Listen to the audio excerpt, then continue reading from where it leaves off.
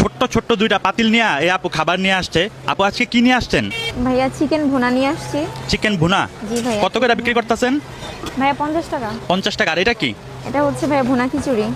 ও, তা বিক্রি করতে পারেন না? 4টার উপরে বাজে। ভাইয়া 4টার উপরে তো বাজে, বিক্রি করছি মাত্র 2টা। 2টা বিক্রি করছেন? জি ভাইয়া। আহারে, এখন কয়জনের খাবার নিয়ে আসছিলেন? ভাইয়া 13 জনের। 13 জনের খাবার। জি ভাইয়া। তো বাকি খাবারগুলো তো মনে হয় না বিক্রি করতে পারবেন, আবার মেঘলা হয়ে গেছে আকাশ। জি ভাইয়া, কারণ দুপুর লাঞ্চ টাইম চলে গেছে, এখন আর আশা করি বিক্রি হবে না। বিক্রি হইব না? না ভাইয়া। তাহলে তো পুরা লস হয়ে যাবে আপনার। লস তো হবে ভাইয়া, কি করার ভাইয়া। আহারে, বুঝতে পারছি আপু। তো আপনি টেনশন করেন না, এই যতগুলা খাবার আছে, কয়জনের খাবার আছে এখানে?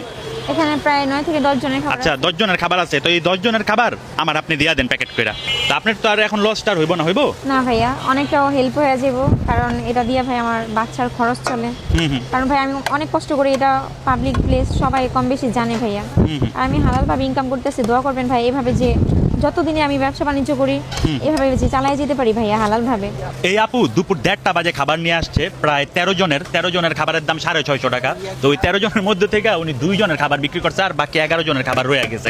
এই আপু খাবার বিক্রি করতে পারে নাই, আর এই খাবারটা আজকে বিক্রিও করতে পারতো না। পুরা খাবারটা রয়ে যেত। পুরা খাবারটা রয়ে গেলে আপুর পুরাটাই লস হয়ে যেত। চালান তুটতোই না, বরং একবারে সবকিছু পুরা লসের মধ্যে পড়ে যেত। 13-14 জনের খাবার বিক্রি করে আপু সংসারটা চলে। আপু আসছেন কটা বাজে আজকে?